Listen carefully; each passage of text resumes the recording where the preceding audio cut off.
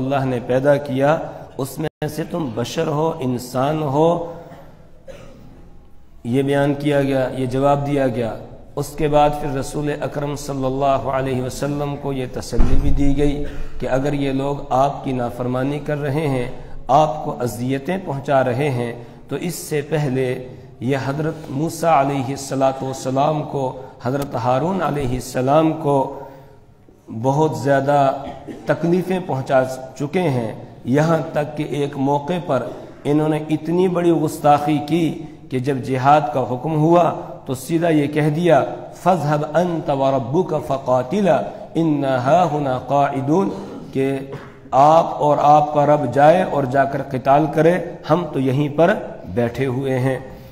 یہ سب بیان کرنے کے نتیجے میں ہونا یہ چاہیے تھا کہ جو موجودہ بنی اسرائیل تھے رسول اکرم صلی اللہ علیہ وسلم کے زمانے میں، اب وہ مان لیتے، لیکن پھر بھی انہوں نے ماننے سے انکار کیا اور کہنے لگے کہ بس ہمیں کسی مزید اور ہدایت کی ضرورت نہیں ہے، کسی اور دین کو اپنانے کی ضرورت نہیں ہے، ہم تو بس پیغمبروں کی اور ولیوں کی اولاد میں سے ہیں، بس اتنا کافی ہے ہمارے لیے، ہم تو جہنم میں جائیں گے نہیں، اگر گئے بھی تو لن تمسنا النار الا ایاما معدودا، صرف چند دن ہم جہنم میں جائیں گے، بس اس کے بعد ہمیں جنت میں داخل کر دیا جائے گا، اور جنت میں صرف ایمان والے، صرف ہم ہی جائیں گے اور کوئی نہیں جائے گا، یہ ان کا دعویٰ تھا۔ لن يدخل الجنت الا من كان هودا او نصارا۔ اس پر اللہ تبارک و تعالی نے آگے بیان فرمایا اللہ کے یہاں کا قانون اور ضابطہ یہ ہے، وہاں ایمان اور عمل صالح کام آتا ہے، وہاں پر خالی نسبتیں کام نہیں آتی ہے۔ کوئی یہ کہے میں بڑے پیر صاحب کا بیٹا ہوں، میں تو سید ہوں، میں فلاں ہوں، میں فلاں ہوں، میرا باپ تو اتنا بڑا عالم تھا، میرا دادا اتنا بڑا بزرگ تھا، میرا پردادا اتنا بڑا بزرگ تھا، کہا تھے تلک امت قد خلت لها ما کسبت ولکم ما کسبتم، وہ کچھ لوگ تھے وہ گزر گئے، ان کے لیے وہ ہے جو انہوں نے کمایا، اور تمہارے لیے وہ ہے جو تم کمائی کرو گے، ان کی کمائی تمہارے کام آنے والی نہیں ہے۔ اسی بات کو سمجھانے کے لیے اللہ تبارک و تعالی نے آگے حضرت آدم علیہ السلام کے دو بیٹوں کا تذکرہ کیا جن میں سے ایک نافرمانی کرتا ہے۔ اللہ یہ بیان فرما رہے ہیں کہ سب سے پہلے انسان ہے حضرت آدم علیہ السلام، اور سب سے پہلے پیغمبر بھی ہیں حضرت آدم علیہ السلام، اور ان کے صلبی بیٹے ہیں، حقیقی بیٹے، ویسے تو سب کے سب ابن آدم، ہم سب کے سب ابن آدم، آدم کی اولاد میں ہیں، لیکن ان کے حقیقی بیٹے ہیں قابیل اور حابیل۔ ان میں سے قابیل نافرمانی کرتا ہے تو اس کی نافرمانی کے نتیجے میں وہ اللہ کے یہاں مردود ہو جاتا ہے، اور اس کو حضرت آدم علیہ السلام سے جو نسبت حاصل تھی نسبی، وہ بھی اس کے کام نہیں آتی ہے۔ تو اصل چیز ایمان اور عمل صالح ہے، خالی نسبت یہ کچھ بھی کام نہیں آئے گی۔ ہاں ایمان ہو، عمل صالح ہو، اس کے ساتھ پھر نسبت بھی حاصل ہو تو یہ سونے پر سہاگا ہے، یہ تو نور علی نور ہے، لیکن خالی کھلی نسبت یہ کام نہیں آتی ہے۔ اور صرف یہی ایک واقعہ نہیں اللہ نے بیان فرمایا، قرآن حکیم میں اور واقعات بیان فرمائے۔ حضرت نوح علیہ السلام جو سب سے پہلے رسول ہیں، ان کا بیٹا ہے، نافرمانی کرتا ہے تو غرق ہونے والوں کے ساتھ غرق ہو جاتا ہے۔ حالانکہ حضرت نوح علیہ السلام اس وقت بڑے درد کے ساتھ اللہ کو پکارتے ہیں کہ اے اللہ یہ تو میرا بیٹا تھا، میرے اہل و عیال میں سے تھا، آپ نے وعدہ کیا تھا آپ کے اہل و عیال کو بچاؤں گا۔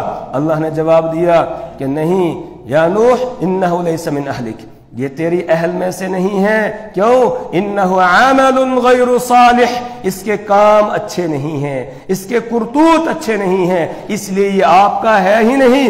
اللہ کے یہاں جو رشتے قائم ہوتے ہیں وہ نظریات اور اعمال کی بنیاد پر ہوتے ہیں، وہ خون کی بنیاد پر قائم نہیں ہوتے ہیں۔ حضرت نوح علیہ السلام کی بیوی نافرمان ہے، جہنم میں جا رہی ہے۔ حضرت لوط علیہ السلام کی بیوی، ابھی ہم نے نماز میں واقعہ سنا کہ وہ بھی جہنم میں جا رہی ہے، جو جن پر عذاب آیا ان میں پیچھے رہ جاتی ہے۔ کیوں؟ اس لیے کہ نافرمان تھی۔ تو حضرت لوط علیہ السلام کے ساتھ نکاح کی نسبت کا ہونا اس کے کام نہیں آتا ہے۔ تو یہاں ایمان اور عمل صالح پر فیصلہ ہوگا، خالی نسبتیں کچھ کام نہیں آئیں گی۔ وَاتْلُ عَلَيْهِمْ نَبَأَ ابْنَيْ آدَمَ بِالْحَقِّ وَاتْلُ عَلَيْهِمْ، آپ پڑھیے، علیہم ان کے سامنے، نبأ ابنی آدم، آدم علیہ السلام کے دو بیٹوں کا قصہ۔ نبأ قصہ، ابنی آدم، آدم علیہ السلام کے دو بیٹوں، آدم علیہ السلام کے دو بیٹوں کا قصہ آپ ان کے سامنے پڑھیے، بالحق، حق کے ساتھ، سچائی کے ساتھ۔ لوگوں میں بہت ساری باتیں ویسے ہی مشہور ہیں، قرآن نے کہا کہ جو وہ مشہور ہیں وہ حق نہیں، حق یہ ہے جو قرآن یہاں بیان کر رہا ہے۔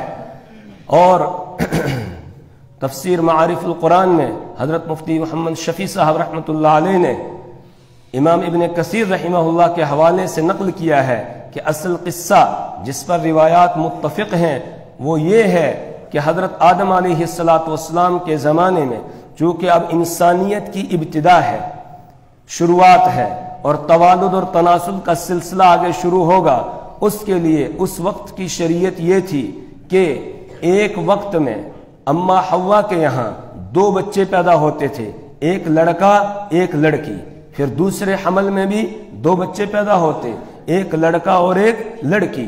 تو جو بچے ساتھ ساتھ پیدا ہوئے ہیں ان کا آپس میں نکاح کرنا حرام قرار دیا گیا، لیکن جو آگے پیچھے پیدا ہوئے تو جو پہلے والا بیٹا ہے وہ نکاح کرے گا دوسرے حمل سے پیدا ہونے والی بیٹی کے ساتھ۔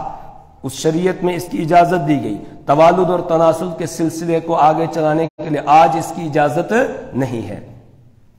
دوسرے حمل میں جو بچہ پیدا ہوا اس کا نکاح ہوگا پہلے حمل میں پیدا ہونے والی بیٹی کے ساتھ۔ تو بڑا بیٹا ہے قابیل، اس کے ساتھ ایک بیٹی پیدا ہوئی جو خوبصورت تھی، اور دوسرا بیٹا ہے حابیل، اس کے ساتھ بھی ایک لڑکی پیدا ہوئی جو اتنی زیادہ خوبصورت نہیں تھی۔ تو اب جب یہ جوان ہو گئے، بڑے ہو گئے، نکاح کا مسئلہ آیا تو حضرت آدم علیہ السلام نے دونوں بیٹوں کو بلایا اور اللہ کی شریعت اور حکم کے مطابق نکاح کرنے کے لیے کہا۔ قابیل سے یہ کہا آپ حابیل کے ساتھ پیدا ہونے والی جو بیٹی ہے اس کے ساتھ نکاح کرو، اور حابیل سے کہا آپ قابیل کے ساتھ پیدا ہونے والی جو بیٹی ہے اس کے ساتھ نکاح کرو۔ تو حابیل تو تیار ہو گیا، لیکن قابیل جو ہے وہ ضد پہ آ گیا اور اس نے کہا کہ نہیں، وہ زیادہ خوبصورت نہیں ہے، اس لیے میں اس کے ساتھ نکاح نہیں کروں گا، میں تو جو میرے ساتھ بچی پیدا ہوئی ہے، میری بہن ہے، اسی کے ساتھ میں نکاح کروں گا۔ حضرت آدم علیہ السلام نے سمجھایا، نہیں سمجھ میں بات آئی، اما حوا نے بھی سمجھایا، لیکن سمجھ میں بات نہیں آئی۔ جب انسان ضد پکڑ لیتا ہے پھر کسی کی بات کا کوئی اثر اس پر نہیں ہوتا ہے۔ تو اب حضرت آدم علیہ السلام نے اللہ کے حکم سے یہ تدبیر اختیار کی، دونوں کو حکم دیا کہ دونوں قربانی پیش کرو، اللہ کے راستے میں خیرات کرو، جس کی خیرات قبول ہو جائے گی تو وہی قابیل کے ساتھ پیدا ہونے والی جو خوبصورت لڑکی ہے اس کے ساتھ وہ نکاح کرے گا جس کی قربانی قبول ہو جائے گی۔ دونوں کو حکم دیا لاؤ اور قربانی پیش کرو، یعنی خیرات پیش کرو۔ تو حابیل نے، جو دوسرے نمبر کا بیٹا تھا حابیل، اس نے ایک بہترین قسم کا دمبا لایا، اس کو ذبح کر کے چھوڑ دیا، اور قابیل نے کچھ گندم کے خوشے لائے اور لا کر رکھ دیے۔ اور اس وقت اللہ کا قانون یہ تھا جس کی قربانی یا خیرات یا صدقہ قبول ہوتا تھا تو آسمان سے ایک آگ آتی اور اس کو جلا کر راکھ کر دیتی، تو سمجھ لیا جاتا اس کی یہ خیرات اللہ کے یہاں قبول ہو گئی۔ اور اگر وہ خیرات وہیں پڑی رہتی، آسمان سے کوئی آگ نہ آتی، تو سمجھ لیا جاتا کہ اس کی قربانی میں اخلاص نہیں اور یہ اللہ کے یہاں قبول نہیں ہوئی ہے۔ یہ اللہ نے ہم پر کتنا کرم کیا۔ آج ہم میں سے کس کا قبول ہو رہا ہے، کس کا قبول نہیں ہو رہا ہے، کسی کو کچھ پتا نہیں ہے۔ اگر ایسا ہی ہمارے ساتھ بھی معاملہ ہوتا نہ معلوم کتنے ہم میں سے پھر ذلیل اور رسوا یہی ہوتے، دنیا کے اندر ہی ہوتے کہ قربانی پیش کی، آگ آئی نہیں جلانے کے لیے تو سب کے سامنے ذلیل ہوتا، یہ تو مردود ہے، اس کی قربانی مردود ہے، اس کی خیرات مردود ہے، تو ذلیل ہوتا کہ نہیں ہوتا؟ یہ اللہ نے کرم کیا، ہم پہ ستاری کا معاملہ کر دیا کہ آپ اللہ کے راستے میں دے رہے ہیں، کس کی قبول ہو رہی ہے کس کی نہیں وہ اللہ ہی جانتا ہے۔ البتہ ہمیں اخلاص کے ساتھ جو بھی کام کریں اخلاص کے ساتھ کریں، تب اللہ کے یہاں وہ قبول ہوگا، اور اگر اخلاص سے نہیں ہے تو پھر وہ قبول نہیں ہوگا۔ تو آسمان سے آگ آئی اور اس نے جو حابیل نے دمبا پیش کیا تھا اس کو جلا دیا، اور جو وہ گندم کے خوشے تھے ان کو نہیں جلایا۔ حالانکہ آگ جلدی خوشوں کو جلاتی ہے، خوشے آگ کو جلدی پکڑتے ہیں، گوشت اتنا جلدی پکڑتا نہیں ہے آگ کو، تو آگ نے دمبے کو جلا دیا، خوشے وہیں رہے۔ تو اب واضح ہو گیا کہ قابل کے ساتھ پیدا ہونے والی جو خوبصورت لڑکی ہے اس کے ساتھ نکاح ہوگا کس کا؟ حابیل کا۔ کیوں؟ اس لیے کہ اس کی قربانی قبول ہو گئی۔ لیکن قابیل ضد کے ساتھ ساتھ حسد میں مبتلا ہو جاتا ہے، حسد پہ اتر آتا ہے، اور یہ حسد بہت بری بیماری ہے۔ دوسرے کے پاس کسی نعمت کو دیکھ کر جلنا، اس کو یہاں حسد ہو گیا کہ اس کی قربانی کیوں قبول ہوئی اور میری کیوں قبول نہیں ہوئی۔ اس حسد میں وہ مبتلا ہو گیا، اور اس حسد کی وجہ سے وہ حابیل کی جان لینے کے لیے تیار ہو گیا اور اس کو دھمکی دے دی۔ تو حابیل نے کہا کہ بھئی تیری مرضی ہے، اگر تو میری طرف ہاتھ بڑھاتا ہے اٹھاتا ہے مجھے قتل کرنے کے لیے، میں تو اپنا ہاتھ تیری طرف نہیں بڑھاؤں گا۔ تو قتل کرنا چاہتا ہے قتل کر دے، میں تجھے قتل کرنا نہیں چاہتا ہوں۔ اس کے بعد یہ اور ضد پہ آ گیا اور حسد میں آ گیا، تو اس نے حابیل کو قتل کر دیا۔ اسی کو اللہ نے یہاں پر بیان فرمایا، ایک تو یہ کہ مخلص ہو اس کے عمل کو اللہ قبول کرتا ہے، متقی اور پرہیزگار ہو اس کے عمل کو اللہ قبول کرتا ہے۔ دوسرا یہ کہ حسد بہت بری بیماری ہے، اس سے انسان کو بچنا چاہیے۔ اور تیسرے نمبر پر یہ کہ نسبت کچھ بھی کام نہیں آتی ہے جب تک کہ ایمان اور عمل صالح نہ ہو۔ وَاتْلُ عَلَيْهِمْ نَبَأَ ابْنَيْ آدَمَ بِالْحَقِّ، اور آپ پڑھیے ان کے سامنے آدم علیہ السلام کے دو بیٹوں کا قصہ، بالحق کی حق کے ساتھ، سچائی کے ساتھ۔ اذ قربا قربانا فتقبل من احدہما، اذ قربا جس وقت کہ ان دونوں نے قربانی کی، قربانا کوئی قربانی، یعنی ہر ایک نے قربانی پیش کی۔ قربانی سے مراد یہاں خیرات ہے، اس لیے کہ ایک نے تو جانور دیا تھا اور دوسرے نے گندم کے خوشے دیے ہیں۔ فتقبل من احدہما، تو ان دونوں میں سے ایک سے قبول کر لی گئی، یعنی ان دونوں میں سے ایک کی قربانی کو قبول کر لیا گیا۔ ولم يتقبل من الآخر، اور دوسرے کی قربانی کو قبول نہیں کیا گیا۔ کس کی قربانی کو قبول کیا گیا تھا؟ حابیل جو چھوٹا بیٹا تھا، اور بڑا جو قابل ہے اس کی قربانی قبول نہیں ہوئی۔ قال لأقتلنک، تو اب قابل نے اپنے بھائی حابیل سے کہا لأقتلنک، میں ضرور بضرور تجھے قتل کروں گا، دھمکی دے دی۔ قال انما يتقبل الله من المتقین، تو حابیل نے جواب دیا بھائی مجھے کیوں قتل کرے گا، میرا اس میں کیا قصور ہے؟ یہ تو قربانی کو قبول کرنا اللہ کا کام ہے، اور اس نے میری قربانی کو قبول کر لیا، اور اس کے یہاں کا ضابطہ یہ ہے کہ وہ متقی اور پرہیزگاروں سے قبول کرتا ہے، اور جو متقی اور پرہیزگار نہیں ہوگا، اخلاص سے نہیں دے گا، اس کی قبول بھی نہیں کرتا ہے۔ تو تیری قربانی میں اخلاص نہیں تھا، تو اس لیے دے رہا تھا کہ میرا نکاح جو ہے وہ اپنی بہن کے ساتھ ہی ہو جائے، اور تیرا کوئی مقصد نہیں تھا، اس لیے تیری قربانی قبول نہیں ہوئی، تو اس میں میرا تو کوئی قصور نہیں ہے، تو میری جان لینے کے در پہ تو کیوں ہو گیا؟ قال انما يتقبل الله من المتقین، تو حابیل نے کہا انما يتقبل اللہ، بے شک اللہ تعالیٰ قبول کرتا ہے، من المتقین، متقیوں سے، پرہیزگاروں سے۔ لئن بسطت الی یدک، اگر تو بڑھائے گا الی میری طرف، یدک اپنا ہاتھ، لتقتلنی تاکہ تو مجھے قتل کرے، ما انا بباسطن، تو میں نہیں بڑھانے والا ہوں، یدیا اپنا ہاتھ، الیکا تیری طرف، تو میں اپنا ہاتھ تیری طرف بڑھانے والا نہیں ہوں، لأقتلک، تجھے قتل کرنے کے لیے، میں اپنا ہاتھ تیری طرف قتل کرنے کے لیے بڑھاؤں گا نہیں۔ اگر تجھے لگتا ہے کہ تو مجھے قتل کرنا چاہتا ہے تو کر لے، میں تو آگے سے تجھے قتل نہیں کروں گا۔ کیوں؟ انی اخاف اللہ، میں اللہ سے ڈرتا ہوں، رب العالمین، جو جہانوں کا پالنہار ہے، اس اللہ سے میں ڈرتا ہوں، اس لیے میں تو تجھے کوئی نقصان پہنچانا نہیں چاہتا ہوں۔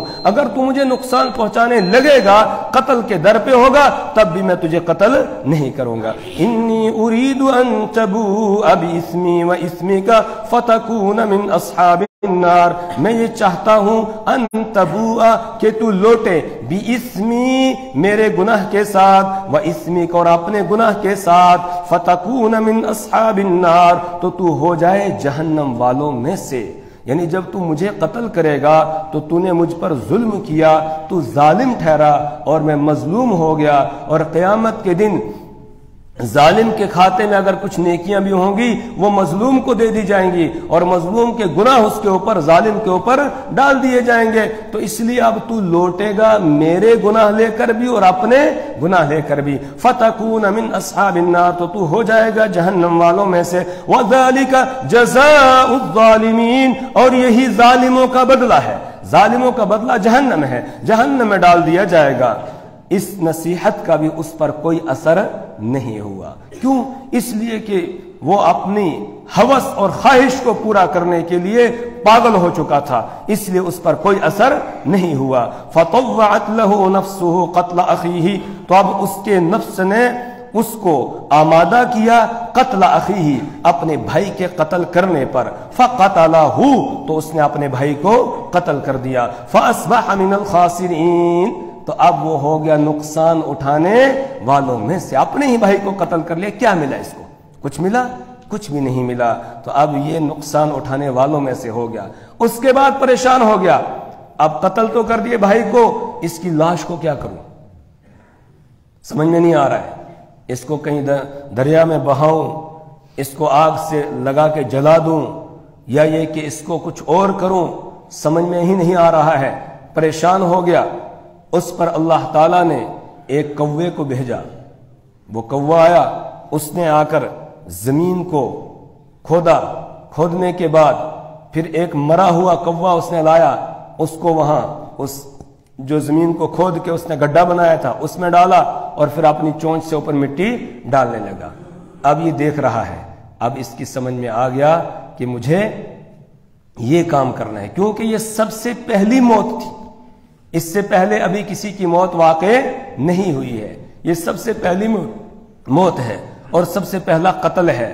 تو اب لاش کو کیا کرنا ہے؟ تو اللہ نے کوے کے ذریعے سے اس کو تعلیم دے دی، سکھا دیا۔ اس کے بعد اس کو اپنی بے عقلی پر افسوس بھی ہوا کہ میں اس کوے سے بھی گیا گزرا ہوں کہ مجھے اتنی بھی سمجھ نہیں ہے، اور پھر اس نے بھی ویسے کیا، گڈھا کھودا اور گڈھا کھود کر اپنے بھائی کو دفن کر دیا۔ معلوم ہوا کہ اصل طریقہ دفن کرنے کا ہے، جلانے کا نہیں ہے، اور دریا اور سمندر میں بہانے کا طریقہ بھی نہیں ہے۔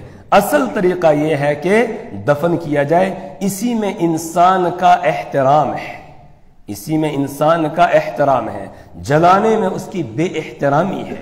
ایک تو تکلیف تو ہے ہی ہے، اس کے ساتھ ساتھ جو کپڑے اوپر ہوں گے پہلے کپڑے جل جائیں گے، ننگا ہو جائے گا، اور اس کے بعد پھر سر پھٹے گا، پھر جسم اس کا جل رہا ہوگا، عجیب و منظر ہوتا ہے، لوگ پتہ نہیں کیسے اس کو برداشت کرتے ہیں۔ اللہ سب کو ہدایت عطا فرمائے، سب کو اللہ ہدایت عطا فرمائے۔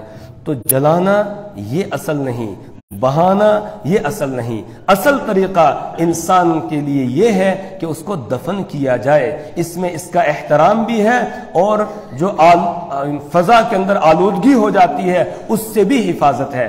جلانے میں فضا میں آلودگی بھی پیدا ہوتی ہے، اور اگر ویسے ہی چھوڑ دیا جائے تو بدبو ہے، تو اس میں بھی لوگوں کو تکلیف پہنچتی ہے، لیکن مٹی سب کچھ ہضم کر جاتی ہے، اس لیے مٹی کے اندر دفن کر دینا یہی اصل طریقہ ہے، اور اسی میں انسان کا احترام ہے۔ فبعث اللہ غرابا یبحث فی الارض، تو اللہ تعالیٰ نے بھیجا غرابا ایک کوے کو، یبحث فی الارض جو زمین کو کورید رہا تھا، لیریہ کیف یواری سوءۃ اخیہ تاکہ وہ اس کو دکھائے، یعنی قابیل کو دکھائے، کیف یواری کہ وہ کیسے چھپائے، سوءۃ اخیہ اپنے بھائی کی لاش کو۔ تو کوے نے تفسیروں میں لکھا ہے کہ زمین کو کھودا، کھودنے کے بعد پھر اس نے ایک دوسرے کوے کو لا کر ڈالا، مردہ کوے کو، اور اوپر سے مٹی ڈالنے لگا۔ قال یا ویلتا اعجزت ان اکون مثل هذا الغراب، تو اب یہ کہنے لگا کہ یا ویلتا ہے افسوس، اعجزت ان اکون مثل هذا الغراب، کیا عجزت میں عاجز ہوں، ان اکون مثل هذا الغراب کہ میں ہوتا اس کوے کی طرح، یعنی اس کوے کے مثل ہونے سے بھی میں عاجز ہوں، گیا گزرا ہوں۔ فَأُوَارِيَ سَوْءَةَ أَخِي تو میں چھپاتا اپنے بھائی کی لاش کو۔ فَأَصْبَحَ مِنَ النَّادِمِينَ تو وہ ہو گیا شرمندہ ہونے والوں میں سے۔ یہ شرمندگی قتل پر نہیں تھی، شرمندگی اس پر تھی کہ مجھے اتنی عقل بھی نہیں آئی کہ میں اس کو اس طرح زمین کھود کر گڈھا کھود کے اس میں ڈال دیتا، مجھے اتنی عقل بھی نہیں آئی، اس پر اس کو ندامت ہو رہی ہے۔ قتل پر کوئی ندامت نہیں، اس کو تو سمجھ رہا ہے میں نے اچھا کام کیا۔ اسی لیے اللہ کے رسول صلی اللہ علیہ وسلم نے فرمایا یہ سب سے پہلا قاتل ہے قابیل، قابیل سب سے پہلا قاتل ہے۔ اب قیامت تک جتنے بھی قتل ناحق ہوں گے ان تمام کا گناہ جس طرح قاتلوں کو ہوگا اسی طریقے سے قابیل کے اوپر بھی گناہ ہوگا، یعنی جتنے اربوں خربوں قتل ہوں گے قیامت تک ناحق ان تمام کا گناہ بھی قابیل پر پڑے گا۔ کیوں؟ اس لیے کہ اسی نے یہ ریت ایجاد کی اور اسی نے سب سے پہلے جو ہے قتل ناحق کی بنیاد ڈالی ہے، اس لیے سب کا گناہ اسی پر چڑھے گا۔ جس طرح اگر کوئی آدمی اچھا کام شروع کرتا ہے پھر جتنے لوگ اس کو دیکھ کے اچھا کام کرتے ہیں قیامت تک کرتے رہیں گے، اس کو ثواب ملتا رہے گا۔ اسی طرح کوئی بھی آدمی کوئی برا کام کرے گا اور پھر جتنے لوگ اس برائی کو کریں گے اس کو دیکھ کر تو بس اس کو اس کا گناہ ملے گا۔ اللہ تعالی ہمیں اعمال صالحہ کی توفیق عطا فرمائے، برے اعمال سے اللہ ہماری نسلوں کی حفاظت فرمائے۔ اللہ تعالی ہمیں ایمان کامل عطا